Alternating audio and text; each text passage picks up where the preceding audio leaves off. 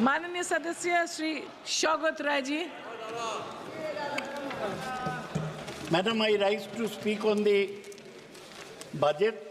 Good that the finance minister is here.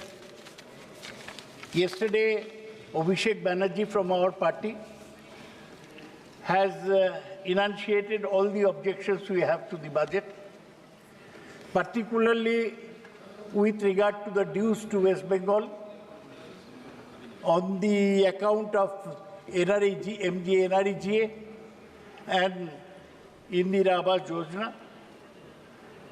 The government has always been strangely silent on these demands of West Bengal. I again reiterate the same. This has proved to be the most divisive budget in recent times, because a budget is supposed to present the future plans of the government. But this is a budget which is called AB budget, Andhra Bihar budget. They have allotted 59,000 crores to Bihar, 15,000 crores to Andhra Pradesh for a new capital. At least 3 Congress chief ministers, 1 Punjab chief minister, Tamil Nadu chief minister has opposed the budget, and of course our West Bengal chief minister has called this budget an exercise to save the government, and she also said that the budget gave 0 to West Bengal. Now, Madam, I want to say Please, that this budget, Kerala chief minister has also opposed the budget, right? Madam, this budget speech, I read it very carefully several times. It's a copy and paste job. They have taken, Congress has already complained that it is taken from their Nyaya Patra. I have seen that you look at 26 education loans. It is the exact program given by West Bengal government for students. Exact, same 10 lakhs. You are not even original. I do not expect the finance minister to be like Dr. Manmohan Singh. She is not a PhD from Oxford, nor even like Chidambaram, who's got a management degree from Harvard. She's from our own JNU. But the problem is that she is bereft. She is bereft of new ideas, which is why this budget reads very dull. And then you realize that all the notes in the budget, they have come from the PMO. Whatever PMO has said, she has no original idea. She has put it in the budget, in the copy and paste type. Now, this year, the budget, the finance minister vowed to spend 2 lakh crores over 5 years on 5 schemes, which are part of what she called the Prime Minister's package, aimed at spurring jobs and imparting skills to 4.1 crore youth. This marked a shift in strategy from the previous government's preferred reliance in letting multiplier and trickle-down effects. Formerly, they said, you give a lot of money, something will trickle down. But now, earlier they did not give any direct handouts to any section of society. The trigger why the budget has changed course is due to the BJP's electoral reverses, where there is a government without a majority. Abhishek called it shaky government. I would call it further brittle government, just like a glass. It may break at any time. The FM tried to address the perceived disenchantment among the youth, the salaried class, farmers and small entrepreneurs. One important thing, Madam, you should take note, that just before the election, the revelations came about the donations received for electoral bonds. BJP alone got 50% of all electoral bonds received by all political parties, 50%, which meant what? This is a government of the moneyed class. As some people say, of the Adanis and Ambanis who contributed to your election, even to yours, Nishikantji. Please don't forget. आपने देखा है? Did you see the revelations? Let him speak. Given to आप जब बोलेंगे तब जवाब दे देंगे. अरे अदानी तो एक जवाब दे. आप बैठिए, बोलने दीजिए. नाम, madam, name will be taken. Adani किसी को नाम नहीं है, टाइटल है. बोल दिया. नहीं, आप क्यों बोलेंगे? खत्म कर दीजिए. क्यों बोलेंगे? खत्म करने दीजिए. क्यों बोलेंगे? खत्म करने दीजिए. क्यों बोलेंगे? बोलची.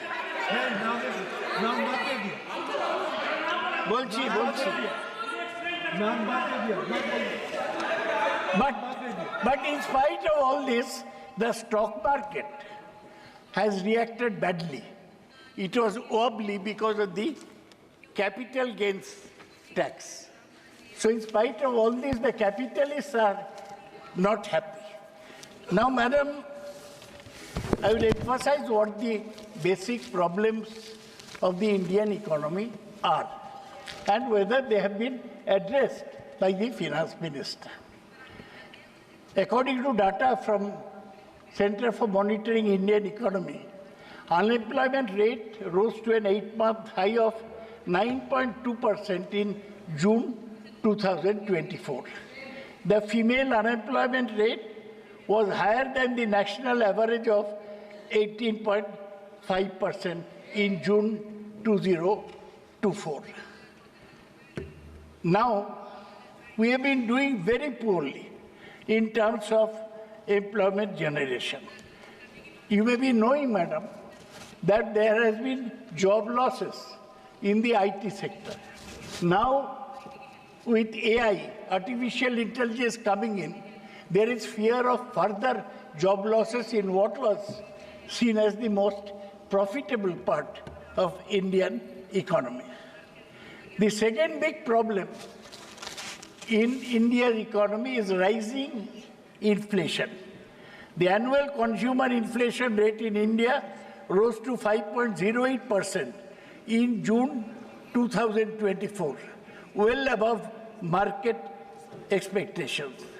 Prices accelerated steeply for food, 9.36%, which is responsible for nearly half of the weight of Indian consumer basket.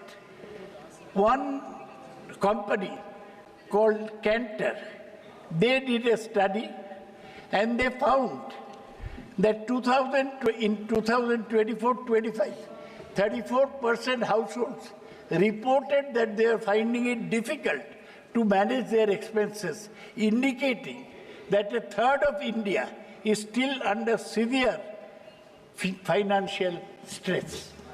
The other problem is, Madam, the shrinking informal sector. This is what has sustained the economy for so long, but informal sector is in grave crisis, as NSSO data show.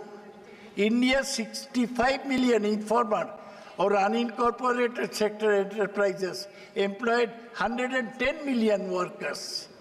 They are suffering very badly. What we call MSME, they are suffering. And the other big problem is falling private investment. The finance minister in our presence handed over a tax bonanza to the corporate sector. But private investment has been falling. The government has been hoping that large Indian corporations would step in and ramp up investment. but they introduced production-linked incentive schemes for big business. But all these incentives have failed to motivate private investors. They will spend money on their son's marriage, but will not invest in new enterprises. That is the big problem of Indian economy. Lastly, we have a problem of shrinking labor productivity. It shows that labor productivity is contracted in FY23 compared to the preceding year, thus highlighting India's lack of competitiveness in industrial sectors. This is what is called extreme disparity in wealth and income distribution had pushed the economy to a state of gated stagflation. Gated stagflation. That is what the economy is today.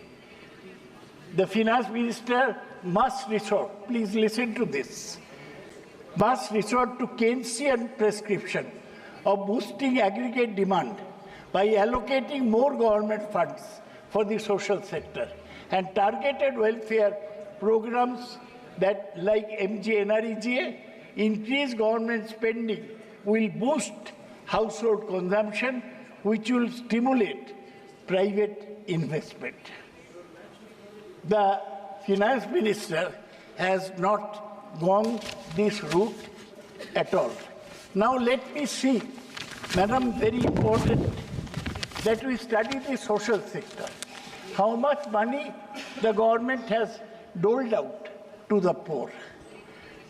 The allocation for school education has increased only by a nominal 5,000 crores. And for higher education, by only 3,000 crores. In both cases, estimated recoveries are substantially higher compared to previous year, indicating higher fees and self-financing schemes in educational institutions. Allocation for health and family welfare has barely increased by 1,500 crores. So health and education, this, as Dr. Amartya Sen is fond of saying, are the foundations of economy. And there we are not having enough money. There is hardly any increase in food subsidy too, despite the need for expanding coverage to current population level. Lastly, smaller yet critical schemes, listen to this, ma'am, that address vulnerable populations have not got much attention. There is only a slight increase of rupees 12,467 crores for portion scheme, that is school midday meal. That is actually less than the actual expenditure on the scheme. The other thing is that budgetary allocation for Anganwadis, Madam, you are familiar with all these things. Budgetary allocation for Anganwadis is only 21,200 crores. And it was only 20,554 crore last year. So it means what? There is clearly no hope for higher salaries for Anganwadi workers, which have not been revised in 2018. You have no sympathy for the poor Anganwadi worker girls. Shame. The other thing I want to mention is the budget for National Social Assistance Scheme. You are MP, ma'am. Old people come to you for widow pension and disabled pension. Look at this. The budget for National Social Assistance Program, which gives social security pension to the elderly, single women and disabled, remains unchanged. Not a rupee is added at 9,652 crores, which means this is a reduction in real terms, taking into account inflation. Madam, please consider. Lastly, new package is, they say, Prime Minister's package for employment and skilling. Includes government-sponsored internships, formalization of jobs through incentives for EPFO, Employees Provident Fund Organization enrollment, and skill development programs. These schemes do not seem, Madam, may I say, that these schemes do not seem very impressive when one looks at the budgetary allocation. You say that you are taking care of unemployment, but the entire package has an allocation of rupees 2 lakh crore over a period of 5 years. How much? For 2 lakh crores in 5 years, 40,000 crores per year for employment generation. Further, the private sector is required to spend money towards this package from CSR funds. पहले क्या होता, private sector used to develop a school, a hospital, this and that. Now the Prime Minister is taking in the money from CSR funds by allowing this CSR fund through which companies contribute back to society in some minimal way are now mandated to be used towards subsidizing wages for themselves. How will this economy survive? Rather than discussing dampened demand, stagnant wage, and what can be done to revive employment, the announcement only includes supply side. You're like Milton Friedman. You're indulging in supply side economics. Only includes supply side schemes towards incentivizing the private sector. Private sector, our incentive though, they will create employment. Different versions of this have been tried earlier and have failed. Whether this package will be any different remains to be seen.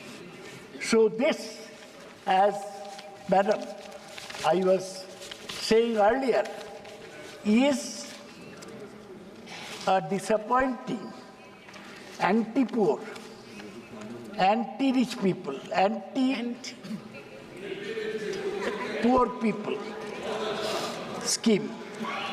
So one question is, Madam, you have only discovered now, you have been minister for 7 years, though you are not a trained economist, you are lucky that way, and still it never occurred to her. She is not a trained economist. What's wrong in saying that? She is no Manmohan Singh. She is not even Chidambaram. She is not even Ananta Nageshwar. Ma'am. Achha, why did you not act upon demands made by Bihar, Andhra Pradesh and Odisha earlier? Why are you thinking of them now? Only because of the political compulsions. In your brittle, unstable government, they are the crutches on which you lean. And your economy, your budget is going haywire because lopsided because of all these things. India is more unequal now than in the 1920s. It's an unequal society that we have. During colonial rule, we are still somewhat more equal than we are today. Madam, Finance Minister, of course, has not dealt with inflation. Just 10 words on inflation. The most important problem affecting everyone. Ma'am, I will just give 1 or 2 figures and then wind up because my friend Shatabdi Rai is due to speak and she is naturally feeling disappointed as I go on and on. I'll wind up. Madam, see, they are saying that 11,11,000 crores for infrastructure. Good. They think that that is the be-all panacea for all the ills affecting. We ready medicine. Has it been? One infrastructure project, madam, will take 5 to 10 years to complete. There is an infrastructure project in your area, Damdam Barasat metro line. How many years it has taken now? And it is nowhere near completion. Problem of infrastructure is that it is long-term spin-off, no short-term spin-off. This does not appeal. I'll give you a figure. Even railway minister, they say Ashwini Vaishnav is a great railway minister. He has introduced Vande Bharat train. This year, FY24, railways at 5.42% of the budget. You know the budget is 48 lakh crores and the revenue is 32 lakh crores. Now railways have gone less, 5.42 to 5.3. Aviation, young Ram Naidu was waxing eloquent in the morning, but on, ma'am, I'm winding up. Even on aviation, the allocation is 0.05%, 0.05% of the budget. And on shipping, the allocation is 0.05%. Social sector spending, you know, on health, it is only 1.85% of the budget. Rural development, most important, 5.51% of the budget. Higher education, you want to educate the people, privatize education. People will learn on their own. That's what the finance minister's prescription is. Higher education is 0.99% of the budget. School education, it has come down from 1.61 to 1.51% of the budget. Madam, this budget will not give relief to the poor in the country. This budget will not spur investment. This budget will not take from the rich and give it to the poor. And this budget will not stop conspicuous consumption by those who indulge in marriage feasts. This budget is for poor people to just look and gape at whatever happens in Mumbai. All the stars descending in Mumbai. With that, ma'am, I end my submission on the budget. Thank you. माननीय सांसद श्री